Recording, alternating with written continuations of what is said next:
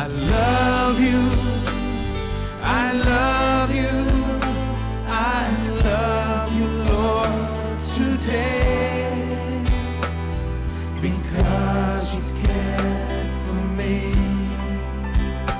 in such a special way. And yes, I praise you, I lift you up, and I magnify your name. That is why my heart is filled with praise. My heart, my mind, my soul belongs to you. You paid the prices for me way back on Calvary. And yes, I praise you, I lift you up, and I magnify your name. That is why my heart is filled with praise. My heart and my mind. My heart, my mind, my soul belongs to you. You paid the prices for me way back on Calvary. And yes, I praise you, I lift you up, and I magnify your name. That's why my heart is filled. Just one more time. My heart. Oh, my heart, my mind, my soul belongs to you.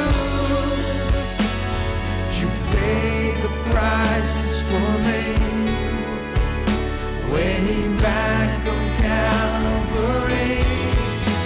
Yes, I praise you, I lift you up, and I magnify your name. That's why my heart is filled with praise.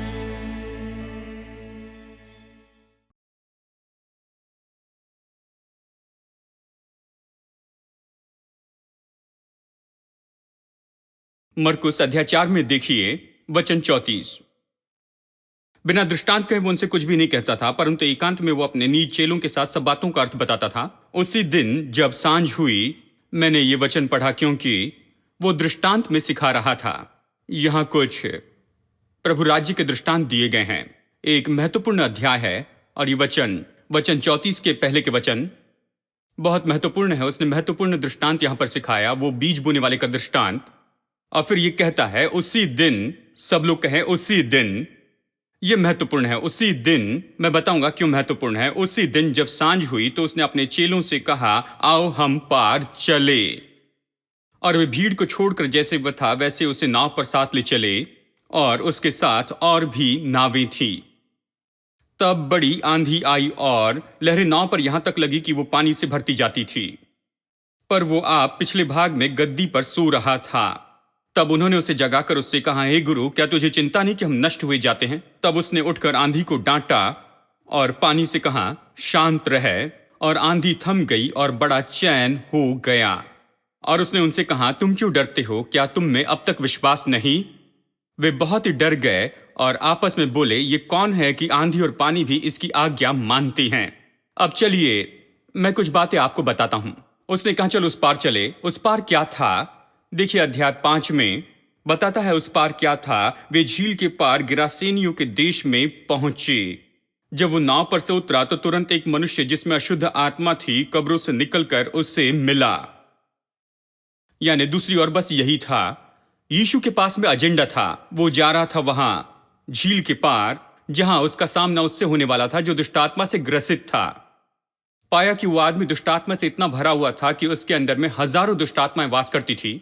यीशु को उससे छुड़ाना पड़ा क्यों? क्योंकि वो आदमी अपनी दुष्टात्मा की ताकत से उस पूरे क्षेत्र के ऊपर में अधिकार कर रहा था। सभी लोग उससे डरते थे और ये सब, यानी यीशु चाहता था कि वो वहां पर उस पार जाए, सुसमाचार प्रचार करे और लोगों को आजाद करे, बीमार को चंगाई दे, लोगों को स्वतंत्र करे और लोगों को शैतान के अधिकार से आजाद कर दे। ये दुष्ट आत्माएं जो इस मनुष्य में रहती थी और पूरे साम्राज्य पर अधिकार करती थी, इसलिए वो वहां जा रहा था। अब जिस तरह से अध्याय 5 वचन 1 और 2 में इस तरह से बताया गया है कि ये मनुष्य कैसे दौड़कर इससे मिलने के लिए आया, नाव के सामने आ गया और वो वहां कब्रिस्तान से निकल कर आए जब ये नाव पर से उतर रहे थे। इसका मतलब ये है, वो व्यक्ति पहले जानता था कि यीशु आ रहा है, उसे स्वीकार करने के लिए तैयार था, मिलने के लिए तैयार था। वो दौड़कर आता है कि यीशु से मिले, उससे मुलाकात करे और शायद जानते हैं उसके सामने खड़े रह सके। और ये मुझे ऐसे दिखाई देता है कि जब यीशु की नाव किनारे पर पहुंची, वो जहां से भी आ रहा था, दूसरी ओर से आ रहा था, जब उसने यात्रा शुरू की, ये दुष्टात्मा जानती थी कि परेशानी आ रही है, कि उसके राज्य का अंत होने वाला है, कि यहां वो आता है जो उसे भगा देगा और वो अपने राज्य को खो बैठेगा। और अभी इस समय परमेश्वर का राज्य उस क्षेत्र में आने वाला है। परमेश्वर का वचन अब यहां पर प्रचार किया जाएगा और लोग जो है वो परमेश्वर को जान पाएंगे और वो शैतान के इन सारे बंधनों से आजाद हो जाएंगे। शैतान इसे जानता था और मैं सोचता इसलिए शैतान ने उस तूफान को लाया, झील में उतनी आंधी लाई। बहुत से लोग सोचते हैं कि परमेश्वर तूफान लाता है, जैसे उनके जीवन में कोई आंधी आती, तूफान आता है, कहते पता नहीं भाई शायद परमेश्वर ने तूफान भेजा होगा, परमेश्वर ने यह आंधी चलाई। क्यों? ताकि आपकी नाव डुबाए, क्या आपको मार दे। जानते हैं और कुछ लोग इस तरह से सोचते हैं कि यदि तूफान आता है या हवा आंधी चलती है तो सोचते हैं वो परमेश्वर की इच्छा में नहीं है। लेकिन ये लोग तो परमेश्वर की इच्छा के बीच में थे। यीशु ने कहा आओ हम उस पार चले। वो प्रभु की इच्छा जानता था, वो परमेश्वर की इच्छा के बीच में थे। जो परमेश्वर ने कहा वही कर रहे थे, लेकिन फिर भी आंधी आई और तूफान आया। मैं इस बात से सहमत हूं कि आप परमेश्वर की इच्छा के बीच में रह सकते हैं, आप परमेश्वर की इच्छा में हो सकते हैं, लेकिन फिर भी आपके विरुद्ध में सारे तूफान आ सकते हैं। आपको डुबाना चाहते हैं, आपको मारना चाहते हैं, हर एक काम करते हैं, क्योंकि शैतान नफरत करता है परमेश्वर की, कि परमेश्वर उसके राज्य में आना चाहता है। और मैंने इस बात को हमेशा पाया है कि जब भी हम कुछ महान काम करना चाहते हैं तो हमेशा हम आत्मिक युद्ध में जुड़ जाते हैं। कहाँ जाए तो विरोध होता है, किसी तरह से आत्मिक युद्ध होता है जो वो आने की कोशिश करता है, कि सारी दूसरी बातों को लाना चाहता है, कि डर लेकर आए, चिंता लाए, हर तरह की बातें वहां पर आती हैं और दूसरी बातें भीतर आती हैं। और किसी तरह से शैतान नहीं चाहता है कि हम आगे बढ़ते चले जाएं। और बस यही बात तो वहां पर हो रही थी। निश्चय परमेश्वर ने वो तूफान नहीं भेजा, परमेश्वर ने वो आंधी नहीं भेजी। यदि परमेश्वर भेजता तो यीशु क्यों उसे डांटता? क्या वो परमेश्वर को डांटता? ये कहता है यीशु ने उसे डांटा क्योंकि वो जानता था ये कहां से आ रहा है, ये जो आंधी का स्रोत कौन है। और इस तूफान का स्रोत तो शैतान का था। शैतान उन्हें मारना चाहता था। हेलो, देखिए कुछ लोगों में ये विचार होते हैं कि सरासरा जानते हैं, जो भी होना है वो हो जाएगा। यानी तूफान आ रहा है, आंधी चल रही है, जानते हैं जो भी होना है वो हो जाएगा। भाई शायद हो सकता है कि परमेश्वर की इच्छा है कि इसी दिन परमेश्वर मुझे स्वर्ग में लेकर जाए। कुछ भी हो मैं तैयार हूं। वो बिल्कुल तैयार होते हैं इसके पहले कि शैतान उन्हें मार दे।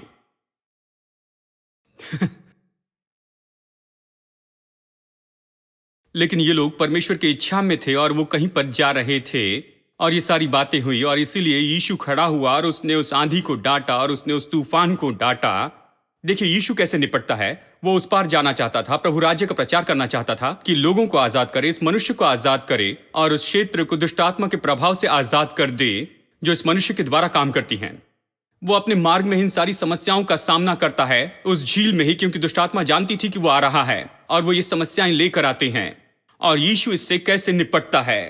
वो विश्वास से इसे निपटता है। मैं चाहता हूं आप इसी बात पर गौर करें। वो खड़ा हुआ और उसने आंधी को डांटा और उसने पानी से कहा कि शांति हो, तुम शांत रहो। क्यों? क्योंकि शब्द जो हैं, परमेश्वर चाहता है हम ऐसे ही काम करें। विश्वास इसी तरह से काम करता है। शब्द तो विश्वास को लेकर चलने वाले हैं। शब्दों में किस तरह का विश्वास है? परमेश्वर का विश्वास वहां पर है। ये किस तरह का विश्वास है? अब्राहम का विश्वास है। यही तो वो विश्वास है जिसके द्वारा आप जगत के वारिस हो जाते हैं। यही तो वो विश्वास है जिसके द्वारा आप सारे प्रांतों को ले लेते हैं। यही तो वो विश्वास है जिसके द्वारा आप उन क्षेत्रों में प्रवेश करते हैं और उसे ले लेते हैं और परमेश्वर के राज्य का प्रचार करते और उसकी सामर्थ को नीचे लेकर आते हैं और दुष्ट आत्माओं को निकालते हैं। देखिए, अगर आप इसे विश्वास से नहीं कर सकते हैं तो मैं कहूं आप नहीं कर सकते हैं। मुझे याद है हमने भेजा एक भाई को कि कहीं पर पास्टर हो जाए और हमने उसके लिए क्रूसेड किया और उसके लिए एक जगह भी ढूंढ निकाली और वो हमेशा मुझे फोन करते, यहाँ पर थोड़ी सी जमीन है, 1 लाख है, ताकि हम खरीद सके, कि खरीद कर चर्च बना सके। हर रोज वो मुझे फोन करते थे मानो बिल्कुल पागल हो गए। मुझे 1 लाख दे। तो एक दिन मैंने उन्हें 1 लाख रुपए दिए, कहाँ जाकर खरीद लो। उन्होंने जाकर खरीद लिया क्योंकि वो इतना मांग रहे थे, बस उसे छुटकारा पाने के लिए दे दिया। मैंने बस उन्हें दे दिया और जानते हैं और कुछ हफ्तों के बाद में वो मुझे फोन करते हैं दूसरे किसी शहर से, सच में दूसरे ही गांव से। मैंने कहा कहाँ से फोन कर रहे हैं? उन्होंने कहा मैं वहां पर नहीं हूं मेरे भाई, अभी मैं यहां पर दूसरे गांव में। मैंने कहा क्या हुआ? क्योंकि वहां पर उस मार्ग पे एक गुंडा रहता है। उन्होंने कहा कि यदि यहां पर चर्च चलाए तो मैं तुम्हें मार दूंगा। तो मैं वहां से निकल कर आया, यहां पर गांव में हूं, मैं उससे डरता हूं, वो शायद मुझे मार दे। मैंने कहा वो व्यक्ति आपको नहीं मार सकता है, परमेश्वर तुम्हारे साथ है, जाओ अपना सामान बांधो, वहां जाओ, वो तुम्हारी जमीन है, वहां पर जाओ, कुछ करो, वहां पर सुसमाचार का प्रचार करो, इस आदमी की चिंता ना करो, प्रार्थना करो, प्रभु यीशु के नाम में जाओ, इसकी चिंता ना करो। वो बहुत परेशान थे, वापस गए। कुछ दिनों बाद मुझे फोन करते हैं, पास्टर मैं वापस आ गया। जानते हैं कुछ दिनों पहले उस आदमी ने आकर कहा तुम यहीं पर सेवा करो, मैं तुम्हारी मदद करूंगा, किसी बात की चिंता ना करो। उसमें किसी तरह के बदलाव आए। क्या हुआ था? देखिए, यही तो विश्वास है। विश्वास तूफानों को शांत कर देता है और कहता है शांत रहो, स्थिर हो जाओ। आप ला सकते हैं बड़ी मुश्किल की परिस्थिति को नियंत्रण में विश्वास से। अगर आप इसे इस तरह से नहीं कर सकते हैं तो आप यीशु मसीह के सुसमाचार में उन्नति नहीं कर सकते हैं। आप कहीं नहीं जा सकते, आप कुछ भी नहीं कर सकते हैं दोस्तों, अगर आप बस हजारों आवाज को सुनते ही रहेंगे और उन्हें अपने ऊपर अधिकार करने देंगे कि वो बताए कि कहां जाए और क्या करना है। आपको वही करना है जो परमेश्वर ने कहा है। बाइबल कहती है कि आप तो जगत के वारिस हैं। और मैं आपको बताऊं, जब मैंने इसे सुना तो मैंने ये ठान लिया कि कोई भी मुझे इससे रोक नहीं सकेगा। यीशु ने निर्णय लिया कि वो इस पार से उस पार जाएगा। बस उसने यही कहा था, चलो उस पार चले। बहुत से लोगों को इस पार से उस पार जाना चाहिए। वो तो यहां पर असफलता की ओर हैं, उन्हें सफलता की ओर जाना चाहिए। वो अभी कमी घटी की जगह पर है, उन्हें वहां पर बहुतायत और संपन्नता की जगह पर जाना है। वो अभी बीमारी की ओर से हैं, उन्हें चंगाई की ओर जाना चाहिए। वो तो अभी चिंता की जगह पर हैं, उन्हें उस जगह पर जाना चाहिए जहां पर शांति है, उस पार। आपको इस ओर से उस पार जाना चाहिए। कुछ लोग यहां पर कर्जे की ओर हैं और उन्हें दूसरी ओर जाना होगा। परमेश्वर ने कहा कि चलो उस पार चलते हैं। कुछ लोग कहेंगे उसने ये कहा है भाई? उसने कहा तुम उधार नहीं लोगे, लेकिन तुम बहुत सी जातियों को उधार दोगे। इसका मतलब है कि तुम इस पार से निकलो और उस पार तुम चले जाओ। हेलो, यदि उसने ये कहा है तो अच्छा है कि आप इस यात्रा को बड़ी गंभीरता से ले ले, क्योंकि वो चाहता है कि आप कर्जे से निकल जाएं और आप संपन्नता और बहुतायत में चले जाएं। वो चाहता है कि आप असफलता से निकले और सफलता में चले जाएं, इस ओर से निकले और उस दूसरी ओर चले जाएं। और इस मार्ग में शैतान नहीं चाहता है कि आप अपनी आशीषों को ले ले, वो नहीं चाहता कि आप इसे प्राप्त कर ले, और वो नहीं चाहता है कि आप इन सारी बातों को समझ ले। तो वो बस यही कोशिश करता है कि तूफान आए, आंधी आए, इस तरह के काम लाता है। लेकिन आप हिम्मत न हारें, आप विश्वास का उपयोग करें। विश्वास कैसे काम करता है? विश्वास आपके मुंह के शब्दों के द्वारा काम करता है। आप इन परिस्थिति से बोलने लग जाएं, जैसे यीशु ने पेड़ से कहा वैसे आप कहते जाएं। अपने जीवन के पहाड़ों से आप कहते चले जाएं, विश्वास से कहते जाएं, और पहाड़ों को आप हटा दें और तूफान को शांत करें और सारे आंधी और तूफान को नीचे दबाएं और आगे बढ़ें। सब लोग कहें आओ उस पार चले। ओ, सभी को किसी न किसी तरह उस पार जाना है। कई बार आप गलत ओर होते हैं, हमें दूसरी ओर जाना ही चाहिए। शैतान इससे नफरत करता है क्योंकि वो अपनी चीजों को रखना चाहता है। उसे लगता है कि ये उसकी चीजें हैं।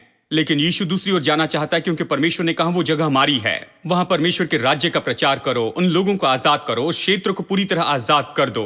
वहां लोगों को आजाद कर दो। वो शैतान के अधिकार में वहां दुख उठा रहे हैं और तुम जाकर इसे करो और आपको कुछ भी रोक नहीं सकता है। दोस्तों, शैतान बस डराने वाली परिस्थिति लाता है, लेकिन वो रोक नहीं सकता।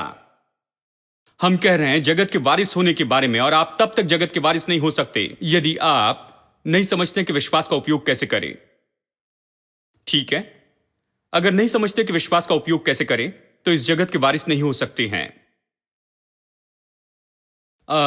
चलिए बस एक और वचन पढ़ें, बस एक और वचन जो शायद हमने पिछले हफ्ते पढ़ लिया था, लेकिन चलिए इसे फिर से देखते हैं। देखिए इब्रानियों अध्याय 11 और वचन 1। हम कह रहे हैं कैसे विश्वास से हमें इसे ले लेना होगा। जो विश्वास से हैं वो अब्राहम की संतान है। इस प्रतिज्ञा को विश्वास से लेना होगा और किसी दूसरे साधन से नहीं। आप इस प्रतिज्ञा को नहीं पा सकते हैं रोने से और प्रभु से भीख मांगने से और इन सब से। आपको इसे लेना होगा विश्वास से ही। इब्रानियों 11 वचन 1। अब विश्वास आशा की वस्तुओं का निश्चय और अनदेखी वस्तुओं का प्रमाण है। मैंने आपको इसका एम्पलीफाइड वर्जन बताया था, वो क्या है। अब विश्वास है टाइटल डीड। ये कहती है कि विश्वास तो है एक टाइटल डीड, और ये कहता है विश्वास तो शाश्वती है और टाइटल डीड है। ब्रैकेट में कहता है विश्वास आशा की वस्तुओं की शाश्वती और टाइटल डीड है। इस तरह से कहती है, मुझे पसंद है। विश्वास टाइटल डीड है। परमेश्वर का वचन ही वो है जिसके द्वारा हम विश्वास पाते हैं। वचन यहां है, लेकिन इससे हमारे बीच में जाना है, इस पर हमें विश्वास करना है, और जो हम विश्वास करते हैं केवल वही हो जाता है टाइटल डीड। पिछले हफ्ते मैंने ये बताया था। चलिए उदाहरण देता हूं। देखिए, अगर आपके पास में टाइटल डीड है, अगर एक बार आपके अंदर में, आपके भीतर में इसके बारे में शाश्वती है और सबूत है और टाइटल डीड है, तो आप जानते हैं कि ये आपका है। आप जानते हैं कि विजय आपकी है, संपन्नता आपकी है, सफलता आपकी है, शांति आपकी है। इस परिस्थिति में आप जानते हैं परमेश्वर ने आपको यह दिया है। जब भीतर में इसके बारे में आप जानते हैं, शाश्वती रखते हैं, निश्चित होते हैं कि सबूत है और आपके पास में टाइटल डीड है, तो आप अलग व्यक्ति होंगे। कहीं हम सब कहीं पर खड़े हैं, कहीं हम सब बाइक पर आए हैं अपनी मोटरसाइकिल से, और एक भाई की मोटरसाइकिल कोई चोर उठा लेता है और उस गाड़ी को लेकर भाग जाता है। तो फिर सब लोग क्या करेंगे? सब लोग कहेंगे ओ उसे पकड़ लो, यहीं से चिल्लाएंगे, कुछ करेंगे, क्योंकि उसे पकड़ना जोखिम भरा है, क्योंकि पता नहीं वो क्या करेगा। और कुछ अच्छे विश्वासी है जो कहेंगे भाई चिंता मत कीजिए, हम प्रार्थना करेंगे, गाड़ी वापस मिल जाएगी। ठीक है, हम प्रार्थना करेंगे, चिंता मत करो, प्रभु उसे वापस लाएगा। ये विश्वासी है, ठीक है, लेकिन वो गाड़ी लेकर चला गया है। लेकिन अगर ये आपकी गाड़ी है तो आप क्या करेंगे? मुझे पता है मैं क्या करूंगा। मैं किसी तरह से उसे पकड़ लूंगा और अपनी गाड़ी वापस लूंगा, क्योंकि वो मेरी गाड़ी है और मैं इससे नफरत करता हूं कि कोई मेरी गाड़ी लेकर भाग जाए। देखिए, मुझे वो बात स्वीकार नहीं होगी, मैं उसके पीछे भागूंगा। मालिक अलग तरह से सोचता है, मैं यही कहना चाहता हूं। मालिक दूसरों से बिल्कुल अलग तरह से सोचता है। दूसरे लोग भलाई चाहते हैं, दूसरे लोग कहेंगे ओ आपकी गाड़ी वापस मिल जाए, दूसरे लोग कहेंगे हम प्रार्थना करेंगे कि वापस मिले, और दूसरे लोग कहेंगे ओ जानते हो कि कुत्ता तुम्हारी गाड़ी से कहीं पर टकरा जाए, आशा करता हूं कि कोई ट्रक आकर उसे कुचल दे। वो जानते हैं, वो बस इसी तरह से है, वो ऐसे कहते हैं, वो कुछ भी नहीं करते हैं। लेकिन आप तो मालिक हैं, आप अलग सोचते हैं। आप कहते हैं मुझे मेरी गाड़ी वापस चाहिए ही, चाहे कुछ भी हो, वो मेरी है। आप उसे लेंगे, ठीक है, जब तक कि आप सच में कोई पागल ना हो कि आप किसी तरह की जोखिम नहीं उठाना चाहते हैं। मैं जानता हूं एक भाई, मेरे एक दोस्त 25 साल पहले ये सच में हुआ है। उन्होंने नया सोफा खरीदा अपने घर के लिए, उन्होंने पहला सोफा खरीदा, एक साधारण सा सोफा, और उन्होंने वहां पर उसे लिविंग रूम में रख दिया। और ये भाई शहर के बाहर रहते थे, लगभग यहाँ से 25 किलोमीटर की दूरी पर, जहाँ सब कुछ शांत है और ये सब। लेकिन उन दिनों में वो जोखिम भरी जगह थी, वहाँ ज़्यादा लोग नहीं थे। खैर, इस भाई ने वहाँ पर खिड़कियाँ खोली, सब कुछ दरवाज़ा खोला, और बस वहाँ पर आराम से लेट गए। हॉल में फर्श पर वो सो गए। और ये भाई मेरे अच्छे दोस्त हैं, हम दोनों एक ही कमरे में सोया करते थे, और ये ऐसे जैसे मानो शेर की बगल में सोए हैं, इस तरह की बात। वो तो बस ऐसे ही खर्राटे मारते हैं, ऐसा लगता है उस कमरे में कोई बड़ा जानवर आ गया है, इतनी आवाज करते हैं, और इतनी गहरी नींद सोते थे। तो वो सो रहे थे और कोई आदमी अपनी लॉरी लेकर वहां आया और सोफा उठाकर लेकर चले गए, क्योंकि सब कुछ खुला था और आसपास कोई नहीं था। तो बड़ी आराम से लॉरी में वो सोफा लाद कर चले गए। और जब ये सब कुछ हो रहा था, ये भाई चैन से सो रहे थे और वो देख सकते थे कि वो सोफा ले जा रहे हैं, लेकिन उन्होंने सोचा कि ये एक सपना है। वो ऐसे थे। अब देखिए, मजाक नहीं, ये असली बात है। उन्होंने सोचा सपना देख रहे हैं कि कोई सोफा उठाकर ले जा रहे हैं, जानते हैं। और जब सपना पूरा हुआ और वो लॉरी चली गई, कुछ समय के बाद में जब उन्होंने अपनी आंखें खोली, देखा कि सोफा वहां पर नहीं है। केवल तभी समझ पाए और जाना कि ओ प्रभु, मैंने जो देखा वो सपना नहीं था, ये असली बात थी। तो वो उठे और उसके पीछे भागने लगे और जाकर वहां पर सड़क पर लोगों से पूछा कि क्या इस रास्ते से किसी लॉरी को जाते हुए देखा, और किसी ने उनसे कहा, और जाकर उन्हें ढूंढा। और ये ऐसे थे जो 5-6 लोगों को मार सकते थे अकेले ही। वो बहुत ही मजबूत थे और बहुत ही हिम्मत वाले थे।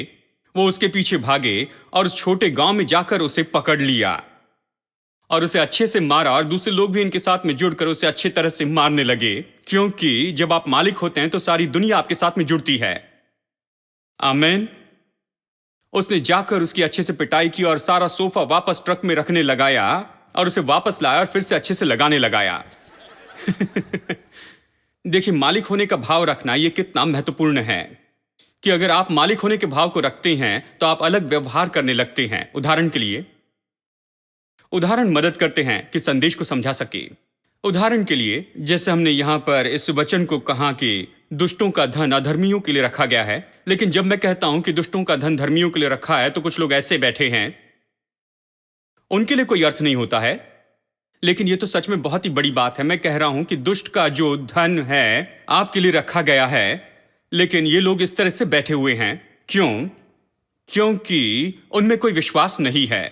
उन्होंने इसे नहीं सुना है, वो इसके साथ में जुड़े नहीं है, इसे नहीं देखा, इसके बारे में उनके पास कोई प्रकाशन नहीं है। ये जो ज्ञान है ये तो सच में सत्य, उनका ज्ञान नहीं बना है। वो विश्वास नहीं करते, उनके पास विश्वास नहीं है कि दुष्ट का जो धन है वो धर्मियों के लिए रखा गया है और वो धर्मी है और वो धर्मी है। वो इन सारी बातों पर विश्वास नहीं करते हैं। मुझे याद है पहली बार किसी ने प्रचार किया और मैंने ये सुना, मैं सीधा बैठ गया। मैंने अपने बगल वाले से इस तरह से कहा कि इसने क्या कहा है, इसके लिए कौन सा वचन है? और उसने कहा दुष्टों का धन धर्मियों के लिए रखा है। मैंने उस वचन को लिख लिया, मैंने टेप खरीदे, घर में जाकर उसे सुना और वो अद्भुत था। मैंने कहा मेरे प्रभु, मैंने पहले कभी इसके बारे में नहीं सुना। तो मैंने जाकर और भी टेप्स खरीद लिए। मैंने कहा दुष्ट के धन के बारे में कुछ भी, दुष्ट का धन। और उन्होंने कहा हमारे पास इसके बारे में बहुत से टेप्स है। मैंने कहा वो टेप्स दो दुष्टों के धन के बारे में, क्योंकि इस भाई ने कहा है कि एक वचन है और मैंने पाया कि वो वचन वहां पर है कि दुष्टों का धन धर्मियों के लिए रखा गया है। जितना ज्यादा मैंने इसे सुना, इसे पढ़ा और जितना ज्यादा देखा, उतना ज्यादा मेरा दिल इसके बारे में शाश्वती और सबूत को पा रहा था और वो टाइटल डीड जैसे हो रहा था। और मैं इसके बारे में निश्चित हो गया कि ये तो सच में ऐसी बात है जो कि सच में मेरी ही है, वो मेरी है। और मैं आपको बताऊं, उस समय से आगे, उस समय से जब से विश्वास आया, मैंने निर्णय लिया कि निश्चय ही मैं इसे ले लूंगा, मैं इसे ले लूंगा, मैं इसे परमेश्वर के लिए उपयोग करूंगा, मैं इसे लूंगा, मैं इसे ले लूंगा और इसका उपयोग परमेश्वर के उद्देश्य के लिए करते जाऊंगा। हेलो, आप समझ रहे हैं? यानी मालिक होने का भाव इतना महत्वपूर्ण है। अगर मालिक होने का भाव नहीं है तो आप ऐसे ही बैठे रहेंगे। दुष्टों का धन, ओ यहां किस बारे में कह रहे हैं, जल्दी खत्म हो जाए तो हम लंच के लिए चले जाएंगे। वो सोच रहे अपने बटर चिकन के बारे में। क्योंकि ये दुष्टों का धन जो है धर्मियों के लिए रखा गया है, उनके दिल में विश्वास नहीं बना है। ये एक वचन है, बाइबल में है, प्रचारक बता रहे हैं, इसके लिए गीत गाया गया है और ये सब, लेकिन ये विश्वास नहीं बना है। जब ये आपका विश्वास बन जाता है और आप इस पर विश्वास करते हैं, यह आपके दिल की बात होती है, आप दिल से इस पर विश्वास करते हैं। मैं बताऊं, आप केवल सीधा बैठकर इसके बारे में सुनेंगे ही नहीं और केवल इसका प्रकाशन ही नहीं पाएंगे, आप इसके पीछे जाएंगे। जब तक इसे न पाए कभी हार नहीं मानेंगे। और मैं आपसे कहूं, आप जगत के वारिस हैं।